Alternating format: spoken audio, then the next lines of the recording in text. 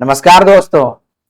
तमिलनाडु के Madurai lower court के द्वारा एक फैसला सुनाया गया है जिसमें 9 पुलिस पर्सनल को डेथ सेंटेंस की सजा दी गई है। साथ ही 1.4 करोड़ का पेनाल्टी भी इंपोज किया गया है और यह जो सजा सुनाया गया है वह एडीजे फर्स्ट के द्वारा यानी एडिशनल डिस्ट्रिक्ट जज फर्स्ट के द्वारा सुनाया गया है और यह सारा मैटर कस्टोडियल डेथ केस से रिलेटेड है और यह फैसला 6 अप्रैल 2026 को सुनाया गया। तब से ही यह एक डिस्कशन का बिंदु रहा है। तो आइए उसको संपूर्ण स्टोरी को सारे पॉइंट्स को कवर करते हुए आज हम लोग कोशिश करेंगे समझने की। देखिए, ये बात उन दिनों की है जब कोविड का समय था। आपको पता है कि 19-20 में जब कोविड का समय चल रहा था तब प्रशासन के द्वारा वेरियस तरीके के नॉर्म्स लगाए गए थे, स्पेशली दुकानों को खोलने का टाइमिंग को लेकर या क्लोज करने के टाइमिंग को लेकर।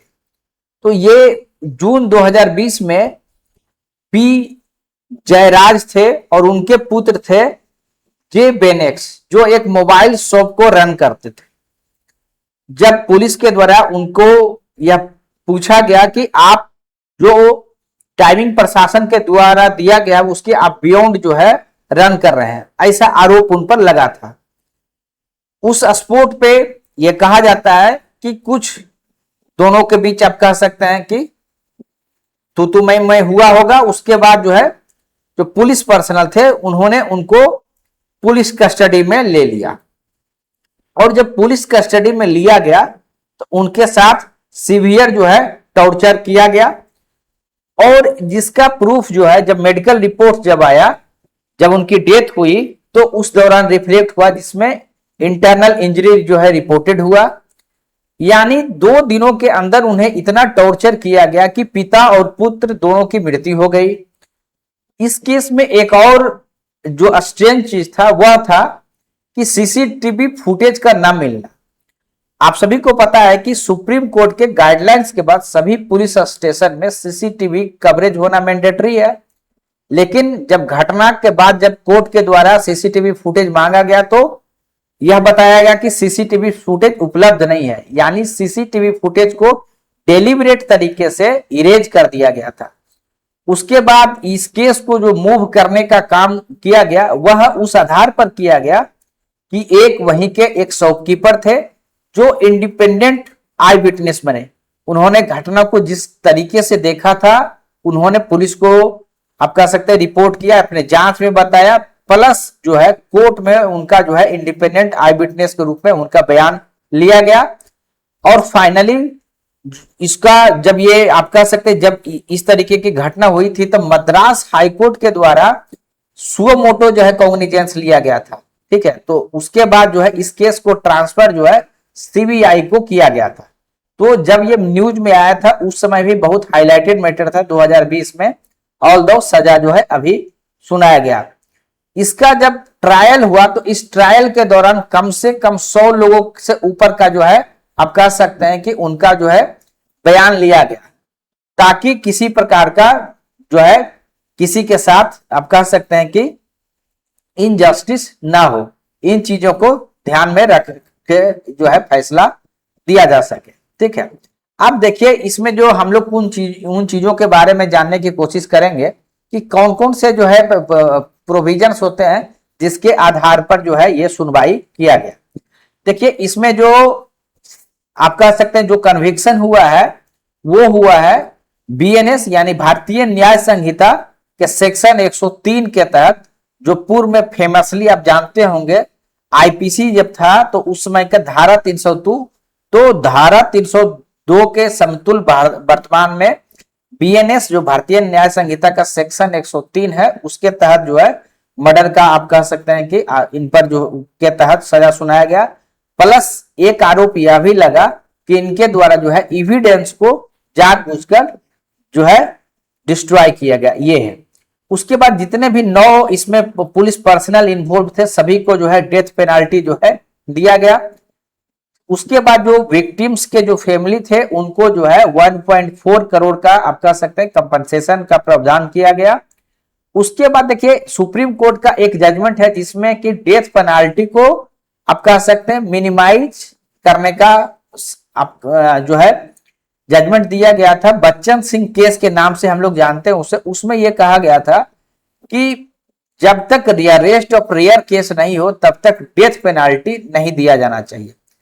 लेकिन मदुरई के कोर्ट ने इसे रेयरेस्ट ऑफ रेयर केस माना बच्चन सिंह केस के तहत, और जो सजा सुनाया गया वो डेथ पेनाल्टी का सुनाया गया। इसमें सजा पाने वाले की अगर आप बात कीजिएगा तो उसमें देखिए एक इंस्पेक्टर थे, 2 सब इंस्पेक्टर थे, 2 हेड कांस्टेबल और प्लस जो है 4 कांस्टेबल। तो ये 9 लोग को जो है डेथ पेनाल्टी का सजा दिया गया। उसके बाद इसमें जो है एक जुडिशियल नोट अगर आप देखिएगा तो उसमें ये बात कहा गया कि ये जो केस है ये रेयरेस्ट ऑफ जो रेयर केस है उसके लिए फिट केस है। यानी जो इसको आप कह सकते हैं कि जो ट्रायल कोर्ट है उसके द्वारा बहुत आप कह सकते हैं कि सीरियसली लिया गया और जिस तरीके से उनके साथ टॉर्चर किया गया था उसको फिट माना गया कि हाँ यह जो है रेयरेस्ट ऑफ रेयर केस है। साथ ही यह भी कहा गया कि जिनके ऊपर सुरक्षा का दायित्व होता अगर वही इस तरीके से टॉर्चर करेंगे तब फिर न ही रूल ऑफ लॉ रहेगा, न ही आर्टिकल 21 रहेगा। इस तरीके की बातें भी जो है कोर्ट के द्वारा कहा गया। तो ये जो रेयरेस्ट ऑफ रेयर केस जो है उसको सबसे पहले हम लोग समझते हैं कि ये केस है क्या, कब किसी को मृत्यु को दंड दिया जा सकता है, यानी डेथ पेनाल्टी कब दिया जा सकता है। देखिए बच्चन सिंह केस जो है 1980 का एक जजमेंट है जिसमें यह बताया गया कि कोर्ट को हमेशा यह जो है वेट आप कह सकते हैं कि मेजर करना चाहिए कि जो फैक्टर्स था, जो एग्रावेटिंग फैक्टर्स है उस क्राइम का वो कितना है या मिटिगेटिंग जो फैक्टर्स है वो कितना है। और अगर कोई क्राइम हुआ है तो सपोज किया जाए उसमें 10 लोग इन्वॉल्व है तो सभी 10 के कृत्य जो उनके द्वारा किए गए हैं या क्या वहां पर सर्कमस्टांसेस थे सभी को इंडिविजुअल स्तर पर जो है इसको देखे जाने की जरूरत है। तो पहला जो प्रोविजंस किया गया था वो ये किया गया था। दूसरा रेयरेस्ट ऑफ रेयर केस में सुप्रीम कोर्ट ने यह भी कहा था कि जो इंडिविजुअल रीजनिंग जो है वो मैंडेटरी है। ऐसा नहीं है कि अभी जो केस अगर किसी के साथ क्राइम किया जाता है कहीं पर और वो आप कह सकते हैं रेयरेस्ट ऑफ रेयर के अंतर्गत अगर कोर्ट कह सकते हैं कि उसको प्रीफर करता तब भी जितना भी उसमें जिनको कन्विक्शन दिया जाना है कन्विक्टेड होंगे, जितने भी एक्यूज्ड सभी के प्रति सभी को जो सजा सुनाया जाना होगा तो सभी का इंडिविजुअल रीजनिंग दिया जाना होगा कि इनके द्वारा ये किया गया, इनके द्वारा ये किया गया, यानी ग्रुप के रूप में कि हाँ ग्रुप फैसला रूप से नहीं दिया जा सकता। तो ये भी जो है एक प्रोविजन है रेयरेस्ट ऑफ रेयर केस में।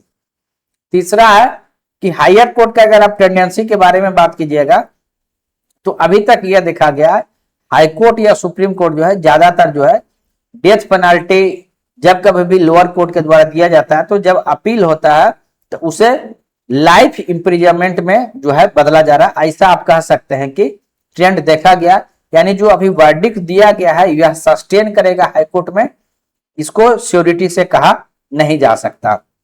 तो ये बातें जो है इसमें कहा गया।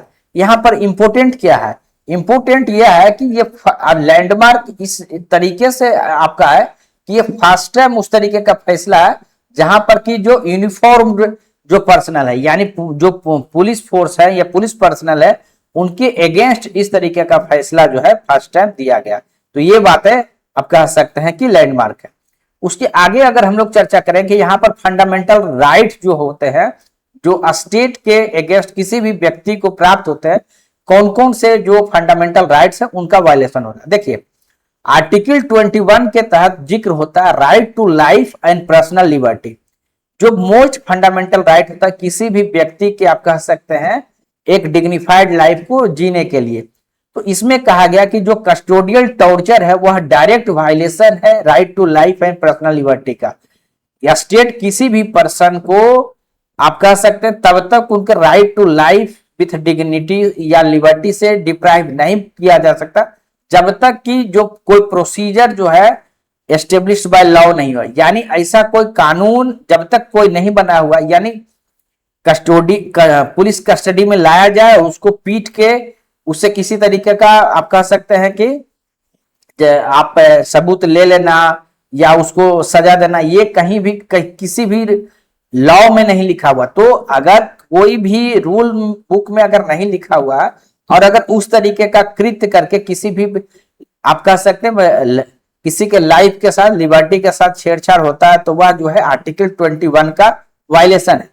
उसी तरीके से आर्टिकल 20 के सब सेक्शन 3 की बात कीजिएगा, जहां यह कहा गया है कि प्रोटेक्शन अगेंस्ट सेल्फ इंक्रिमिनेशन, यानी किसी व्यक्ति को अपने ही अगेंस्ट जो है किसी भी तरीके का साक्ष्य देने के लिए कंपेल नहीं किया जा सकता। जब कभी भी किसी को टॉर्चर किया जाता है, उसका पर्पस क्या होता है कि फोर्स्ड कंपेशन, कह सकते हैं कन्फेशन कराना, यानी जबरदस्ती उसको या तो पीटा जाता है या जो है अलग अलग तरीके से सजा दिया जाता है, ताकि वो खुद से जो है अपना जो उसकी गलती है वो कबूल कर ले। चाहे वो हो सकता है, बहुत सारे केस में ऐसा हो सकता है कि उसका टॉर्चर का लेवल इतना ज्यादा हो कि वह उसको सहन करने से अच्छा होगा कि वो अपनी गलती मान ले। तो ये कहा गया है कि जो आर्टिकल 20 का सब सेक्शन 3 जो है, उसमें यह है कि किसी भी व्यक्ति को आप कंपेल नहीं कर सकते अपने ही विरुद्ध में उसको आप किसी भी तरीके का साक्ष्य देने के लिए, ठीक है। तो ये चीज जो है इसमें है। तीसरा जो इंपोर्टेंट है वो है आर्टिकल 22, यानी कि प्रोटेक्शन अगेंस्ट आर्बिट्रेरी अरेस्ट। कहा यह जाता है कि आर्टिकल 22 में देखिएगा कि किस आधार पे जो है अरेस्ट किया जा रहा है वह उनको बताया जाना जरूरी है। जब यह केस हुआ था तो जो पिता पुत्र थे जयराज और जो बेनिक्स उनके पुत्र थे, वो यही पूछ रहे थे कि आप किस आधार पर हमको अरेस्ट कर रहे हैं और किस आधार पर मेरे फादर को अरेस्ट करके लाया। तो बशर्ते कि उसको बताया जाने का यह कहा गया कि उसके साथ कह सकते हैं कि टॉर्चर किया गया। तो जबकि उनका फंडामेंटल राइट है आर्टिकल 22 के तहत कि किसी भी व्यक्ति को अगर अरेस्ट करके लाया जाता है तो उनको जो है बताया जाना होता है, उनको जो है एक अपने जो लीगल प्रैक्टिशनर होंगे या लॉयर्स होंगे उनको जो है कंसल्ट करने का भी जो है राइट होगा, प्लस जो है मजिस्ट्रेट के समक्ष जो है उनको जो है 24 घंटा के अंदर जो है ले जाना रहता। तो ये सबका जो है वायलेशन जो है इस केस में देखने को मिला। उसके आगे अगर हम लोग बात करें स्टैट्यूटरी अगर लॉ की बात करिएगा तो देखिए सेक्शन अगर 103 जिसके बारे में चर्चा की है कि जो पूर्व का आईपीसी 302 था उसमें कस्टोडियल टॉर्चर या को जो है मर्डर के इक्विवेलेंट माना जाएगा।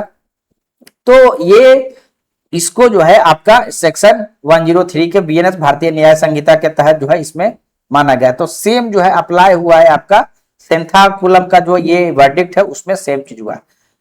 दूसरा जो इसमें स्टैट्यूटरी लॉ इन्वॉल्व है वह है कि सेक्शन 196 ऑफ बीएनएसएस यानी भारतीय न्याय नागरिक सुरक्षा संहिता जो है उसके तहत क्या होता है कि जब कभी भी किसी का अगर डेथ होता है किसी भी तरीके के, चाहे वो जुडिशियल कस्टडी हो या पुलिस कस्टडी हो।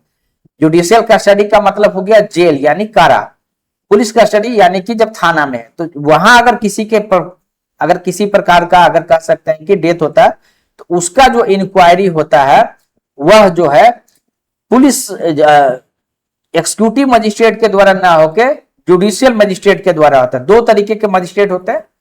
एक्सिक्यूटिव मजिस्ट्रेट मतलब जैसे कि आप देखिएगा जैसे एसडीओ होंगे तो वो एक्सिक्यूटिव मजिस्ट्रेट होंगे या डिस्ट्रिक्ट मजिस्ट्रेट है तो वो एक्सिक्यूटिव मजिस्ट्रेट है। जुडिशियल मजिस्ट्रेट क्या हो गया जैसे एडीजे हो गया या डीजे हो गए यानी एडिशनल डिस्ट्रिक्ट जज हो गए। तो इस तरीके के जो होते हैं उनके द्वारा जुडिशियरी के जो मजिस्ट्रेट होते हैं उनके द्वारा जो है उसका इंक्वायरी जो है किया जाता है और वह भी डेथ के 24 घंटा के अंदर। इससे क्या होता है कि इंडिपेंडेंटली जो है ओवरसाइट होता है, ठीक है। क्योंकि मान लिया जाए कि पुलिस और प्रशासन जो मजिस्ट्रेट होते हैं वो तो रूटीन वर्क में एक साथ काम करते हैं, तो किसी प्रकार का उनके आप कह सकते हैं कि बायसनेस ना हो, तो इसलिए मोर ट्रांसपेरेंट तरीके से उस साक्ष्य को जो चीजें है वो निकल के, इसीलिए यहाँ पर प्रावधान किया गया है जुडिशियल जो है आपके मजिस्ट्रेट के द्वारा इंक्वायरी किया जाता है, ठीक है। दूसरा एक और प्रावधान किया गया कि जब कभी भी अगर कोई पुलिस वाले किसी भी आप कह सकते हैं एक्यूज के द्वारा कोई बयान लेते हैं तो कोर्ट में इनएडमिसेबल होता है। यानी पुलिस के द्वारा किसी भी तरीके का अगर कोर्स जो कॉन्फेशन किया भी जाता है वह जो है जरूरी नहीं है कि कोर्ट में उसको माना जाएगा, ठीक है। तो ये चीजें जो है आपका प्रावधान जो है लीगल तरीके से है इसमें। अब हम लोग थोड़ा सा देखते हैं इंटरनेशनल स्तर पर इसके क्या प्रावधान है और इंडिया में क्या चीजें उसमें लागू है। देखिए, एक प्रावधान होता है, यूनाइटेड नेशन का एक कन्वेंशन है अगेंस्ट टॉर्चर। इंडिया ने 1977 में इसको साइन तो किया है, लेकिन अभी रेटिफाई नहीं किया। रेटिफाई मतलब पार्लियामेंट के द्वारा अभी इसको रेटिफाई नहीं किया गया। तो लॉ कमीशन जो है का अगर आप देखिएगा 273 रिपोर्ट है, वह रिकमेंड करता है इसकी उसको रेटिफाई करने का, ताकि आप कह सकते अगर किसी की डेथ होती है तो अकाउंटेबिलिटी फिक्स हो सके। या अगर किसी ने आपके साथ अगर देखिए, दो तरीके से डेथ हो सकता है कस्टडी में, हो सकता है कि नेचुरल डेथ भी हो सकता है कि उनके साथ किसी तरीके की टॉर्चर हो, तो जांच पड़ताल में सही में आ जाएगा। और अगर वहां पर अगर किसी के द्वारा आप कह सकते हैं जानबूझ के किया जाता है, ताकि उसका अकाउंटेबिलिटी जो है फिक्स हो। तो ऑल दो इंडिया ने इसको साइन तो किया है, लेकिन उसको रेटिफाई नहीं किया। लेकिन एक दूसरा ट्रीटी है, उसका नाम है international covenant on civil and political rights. यहां भी जो है किसी भी प्रकार का टॉर्चर है या क्रूअल बिहेवियर है, इनह्यूमन ट्रीटमेंट है या डिग्रेडिंग ट्रीटमेंट है, उसको मना करता है। तो आप कह सकते हैं कि इंडिया का जो यहां पर साइन किया उसको अपहोल्ड करने की जरूरत है, उससे संबंधित कानून जो है बनाया जा सकते हैं। उसी तरीके से एक और इंटरनेशनल स्तर पर है universal declaration of human rights.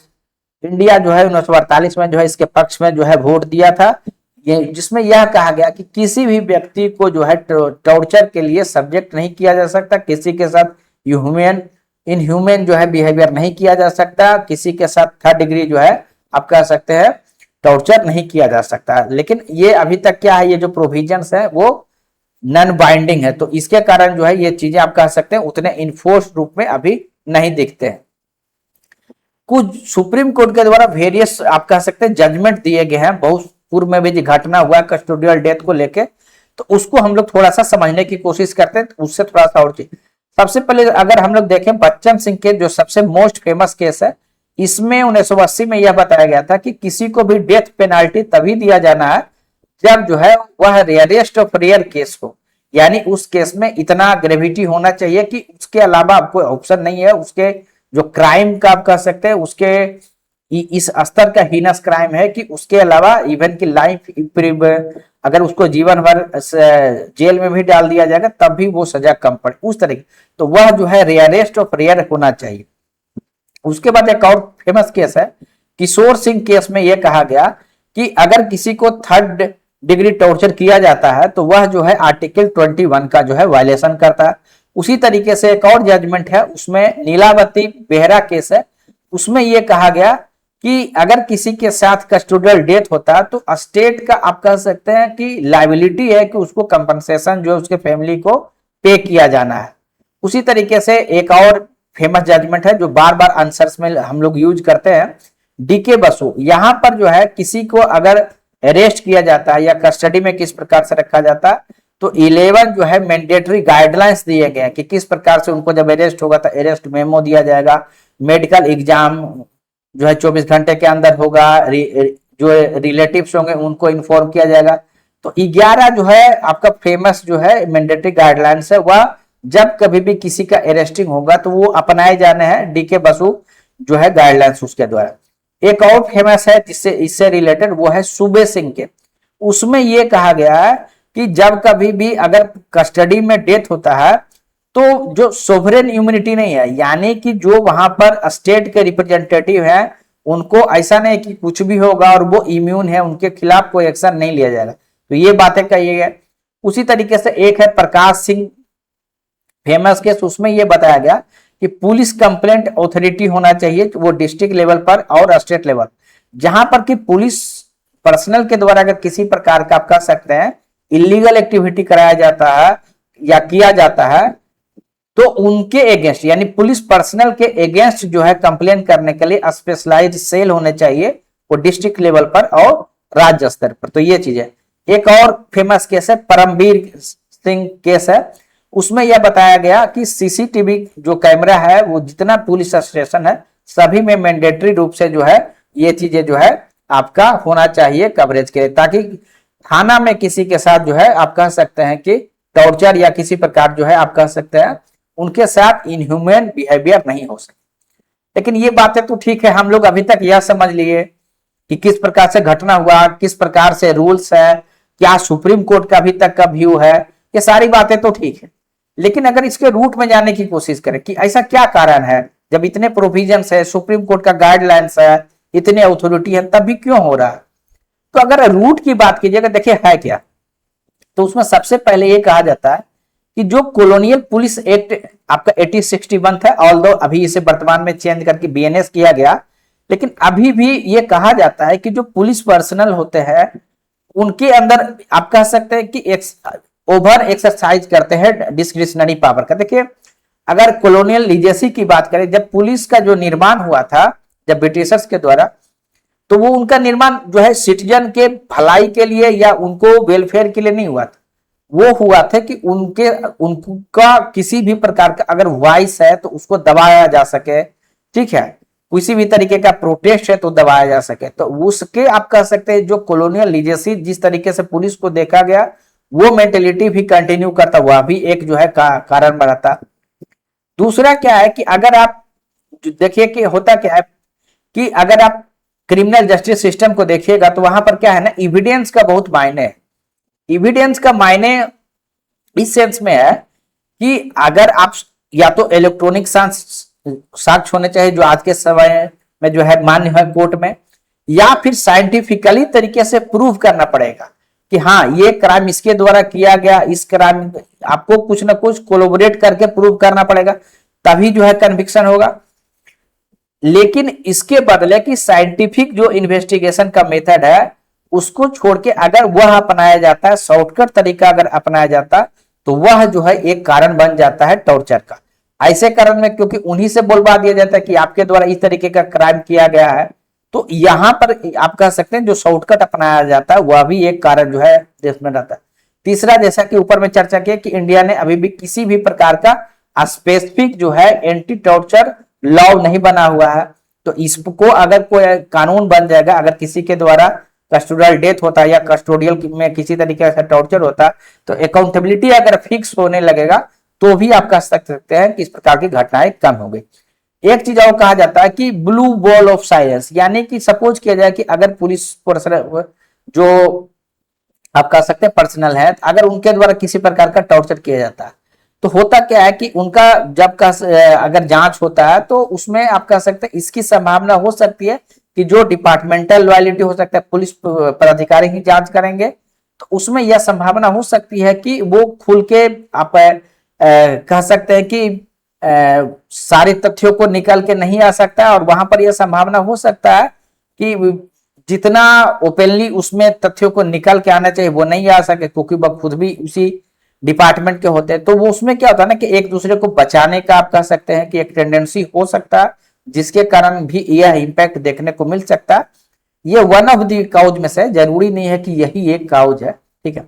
दूसरा बात है कि सीसीटीवी जो है जिस तरीके से डिस्ट्रैक्ट हुआ, हम लोग अभी देखें कि किस प्रकार से जो है परमबीर सिंह केस में सुप्रीम कोर्ट ने यह बताया है कि यह जो है मैंडेटरी है, उसके बावजूद अगर जो है साक्ष्यों को अगर डेलिबरेटली तरीके से अगर डिस्ट्रैक्ट किया गया तो वो भी जो है उसमें रहता है। तो यानी इसका भी जो इन्फोर्समेंट है बहुत स्ट्रिक्टली होना चाहिए, या नहीं होने के कारण इस तरीके के चीजों को अगर वहां रहता कि जो ड्यूटी पर रहेंगे अगर इरेज किया जाएगा तो उनकी अकाउंटेबिलिटी रहेगी, तो भी आप कह सकते हैं कि उस तरीके से इरेज नहीं किया जाता। उसके बाद है कि जो प्रकाश सिंह जो जजमेंट हुआ है उसमें बहुत तरीके का जो फैसला आप कह सकते हैं जो गाइडलाइंस दिए गए थे। जैसे प्रकाश सिंह में एक फेमस जो है गाइडलाइंस दिया गया था कि जो आपका लॉ एंड ऑर्डर का विंग है या इन्वेस्टिगेशन का जो विंग है वो अलग होना चाहिए। होता क्या है कि देखिए नंबर ऑफ पुलिस पर्सनल अगर एक ही व्यक्ति लॉ एंड ऑर्डर में भी इन्वॉल्व होते हैं और इन्वेस्टिगेशन में भी, तो बहुत बार उनको जो है समय सीमा के अंदर चार्जशीट भी दाखिल करना पड़ता है, उनको लिखना भी पड़ता है, ड्यूटी भी करना पड़ता है। उसके कारण वो उस तरीके का साइंटिफिक इन्वेस्टिगेशन नहीं हो पाता और उनका फोकस हो जाता है कि किसी तरीके से जो है या तो रिमांड पर लेके या जब कस्टडी में होते उनसे ही बोलवा लिया जाए। तो ये चीजें जो है आपका एक कारण हो सकता है। ये जो अभी फैसला हुआ इससे पॉजिटिव क्या होगा यह भी अगर हम लोग समझने की कोशिश करें तो जो सबसे बड़ा पॉजिटिव है कि आप कह सकते हैं जुडिशियल डिटरेंस, यानी अगर रेयरेस्ट ऑफ रेयर केस जो है अगर स्टेट के जो एक्टर्स होते हैं उन पर भी अगर लागू होने लगेगा तो जो पुलिस पर्सनल है या पुलिस इन यूनिफॉर्म है वह भी जो है कैपिटल पनिशमेंट से इम्यून नहीं रहेंगे और एक जो है रिफ्रेन करेगा उनको ऐसे प्रैक्टिसेस करने के लिए। दूसरा है कि ये क्लियर सिग्नल हो जाएगा कि जो इवन यूनिफॉर्म में है वह भी जो है इम्यून नहीं है और अगर किसी प्रकार से अगर वो कस्टोडियल जो टॉर्चर करते हैं तो वह उसके लिए अकाउंटेबल बनाए जाएंगे। तो एक क्लियर मैसेजिंग होगा, इससे जो है पुलिस पर्सनल जो है कम इन्वॉल्व होंगे ऐसे टॉर्चरस एक्टिविटी में। एक और क्या है, इसमें जो फैसला दिया गया कंपनसेटरी जो ज्यूरी प्रूडेंस हुआ जिसमें कि उनके जो फैमिली होते हैं उनको जो है 1.4 करोड़ दिया गया ताकि ये सेम जो जजमेंट है आपका नीलावती बेहरा के उसमें दिया गया तो उसको अपहेल्ड किया गया। ठीक है, उसके बाद क्या होता है कि यह भी प्रूव हुआ कि अगर इंस्टीट्यूशनल चेक्स अगर रखता है तो चीजें हो जाती है। जैसे किस प्रकार से सीबीआई इन्वेस्टिगेशन इसमें हुआ, किस प्रकार से मद्रास हाईकोर्ट के द्वारा सो मोटो जो है कॉग्निजेंस लिया गया था, तो ये चीजें आपको यहाँ पर देखने को मिलेगा। साथ ही इससे एक पॉजिटिव यह भी हुआ जब से ये मैटर उठा तब से आप कह सकते हैं एक चर्चा है कि किस प्रकार से जो है पुलिस में जो है रिफॉर्म लाया जाए, एंटी टॉर्चर जो है लेजिस्लेशन कानून बनाया जाए या फिर यूनाइटेड नेशन का जो कन्वेंशन है एंटी टॉर्चर का उसको जो है रेटिफाई किया जाए। तो ये सारी चीजें इसमें जो है। उसके बाद एक मोरल एंगल भी है वहां पर जब इनको आप कह सकते हैं जो विटनेस में से एक जो एक हेड कांस्टेबल थी उनका नाम जो है कांस्टेबल रेवाती था, वह उन्होंने बहुत अच्छे तरीके जो जो आप कह सकते हैं 9 वहां पर इन्वॉल्व थे जो जिनको कन्विक्ट किया गया वह सभी इनके सीनियर थे। तो तब भी यह इनके द्वारा आप कह सकते हैं गो डाउन नहीं किया गया और उन्होंने जिन चीजों को देखा कि किस प्रकार से टॉर्चर किया गया उनके साथ उसको ये आप कह सकते हैं कि कोर्ट में जो है आप ओपनली जो है इनके द्वारा बताया गया। तो ये आप कह सकते हैं कि किस प्रकार से मोरालिटी इनका हाई रहा, इसके कारण जो है ये सजा जो है हो सका। लेकिन इसमें जो है कुछ कंसर्न्स भी रहेंगे। देखिए कंसर्न क्या है, सबसे पहला तो कंसर्न ये है कि जो वर्डिक्ट दिया गया है क्या इसे हाईकोर्ट या सुप्रीम कोर्ट के द्वारा सस्टेन किया जाएगा या इसे फिर से जो है लाइफ इंप्रिजनमेंट में बदल दिया जाएगा, ये कारण है। तो आने आप कह सकते हैं इसको फाइनली जो है डेथ पेनल्टी तक फाइनली होने में एक लंबी लड़ाई अभी भी है। उसके आगे एक दूसरा है, क्या जो सभी 9 पुलिस पर्सनल है क्या सभी के अगेंस्ट जो है इंडिविजुअल रीजनिंग दी गई है, इंडिविजुअल रूप से जो है चीजों को एनालाइज किया गया है, तो ये चीजें एक दूसरा है। तीसरा है कि आप कह सकते हैं अभी भी यह तो एक केस हो गया, एक केस में मान लीजिए किसी को सजा होगा तो क्या उससे पुलिसिंग का संपूर्ण जो कल्चर है वो चेंज हो जाएगा। एक सर्वे हुआ था लोक नीति CSDS का, उसमें यह बताया गया कि 63% पुलिस जो है अभी भी सपोर्ट करते हैं 3rd डिग्री टॉर्चर को। तो ये तो एक जजमेंट से क्या सारी चीजें चेंज हो जाएगा, यह कंसर्न है। दूसरा कहता है कि एक जजमेंट से संपूर्ण सिस्टमेटिक रिफॉर्म नहीं हो जाएगा।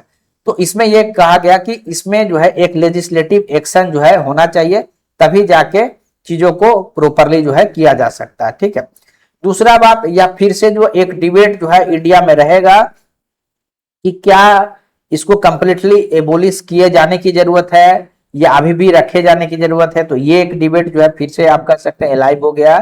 दूसरा एक बात और कहा गया कि अभी तक जितना भी कस्टोडियल डेथ में मात्र 1727 कस्टोडियल डेथ हुआ उसमें से मात्र अभी तक 26 जो कन्विक्शन ही हुआ है। तो यह भी जो है उसको इस चीज का आपका एक कंसर्न है।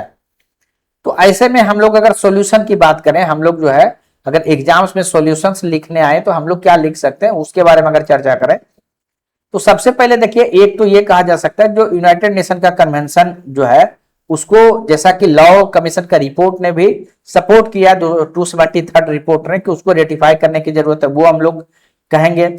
उसके बाद क्या है कि burden of proof on police, कि अगर डेथ अगर कस्टडी में होता है तो जो प्रूफ का बर्डन है कि यह उनके द्वारा यानी पुलिस पर्सनल के द्वारा नहीं किया गया, यह बर्डन ऑफ जो प्रूफ है वह पुलिस पर्सनल पर दिया जाना चाहिए। ऐसा जो है लॉ कमीशन 2003 का रिकमेंडेशन। उसके बाद जो प्रकाश सिंह में जितना आप कह सकते हैं गाइडलाइंस है केस में जिस तरीके से जो इन्वेस्टिगेशन विंग है उसको लॉ एंड ऑर्डर विंग से अलग किया जाए, वह चीज किया जा सकता है।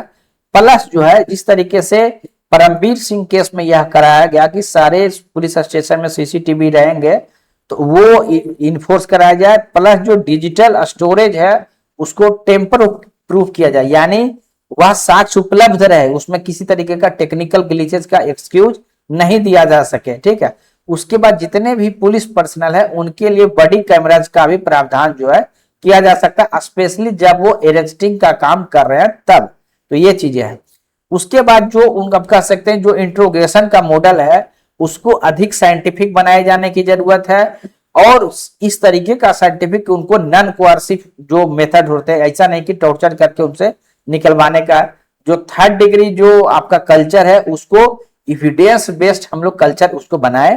प्लस जो सजा जो अभी सुनाने में जो समय लगता है उसको जल्द से जल्द हो, एक टाइमलाइन फिक्स हो कि 5 साल के अंदर जो है स्पीडी ट्रायल करके जो है चीजों को जो है स्पीड अप करके फैसला सुनाया जाए। तो इस तरीके का प्रावधान जो है किया जा सकता है। ठीक है, तो ये लास्ट में हम लोग बस इतना ही कहेंगे कि जो है इस टॉपिक को आप अच्छे से तैयार कीजिए, यह आपके एग्जाम्स के लिए बहुत ही इंपॉर्टेंट है, और क्योंकि करंट अफेयर्स में भी है तो आप इस स्पेशली पेपर 2 के लिए जरूर आ सकता है। हम यहाँ पर जो प्रीलिम्स के कुछ फैक्ट्स है वो भी दे दिए, प्लस जो है आपके प्रैक्टिस के लिए यहाँ पर मेंस से रिलेटेड क्वेश्चंस भी आपके साथ शेयर किया गया, तो आप उसको खुद से आंसर्स को लिख सकते हैं। इस तरीके के पूर्व में भी प्रश्न आए हैं कि ठीक है, स्पेशली जो है डेथ पेनाल्टी को लेके एक फेवरेट क्वेश्चन रहता है दोनों में, चाहे वो इथिक्स का देख लीजिए या फिर पेपर 2 का। तो घटनाक्रम भी हम आपसे शेयर कर दिए, सारे एंगल भी शेयर कर दिए। आप स्थिर से इसको जो है जाके अपने स्लाइड्स को भी आप एक बार खुद से पढ़ लीजिए, आपको सारी चीजें उम्मीद करते हैं कि अच्छे से समझ में आ जाएगा। साथ ही अगर आपको ये वीडियो अच्छा लगता है तो काइंडली चैनल को लाइक कीजिए, सब्सक्राइब कीजिए, अधिक से अधिक लोगों के बीच जो है इसको शेयर कीजिए। कमेंट में जरूर आप अपना फीडबैक दीजिए ताकि आने वाले वीडियो में हम लोग जो है इसको और बेहतर कर सके। Thank you very much, thank you.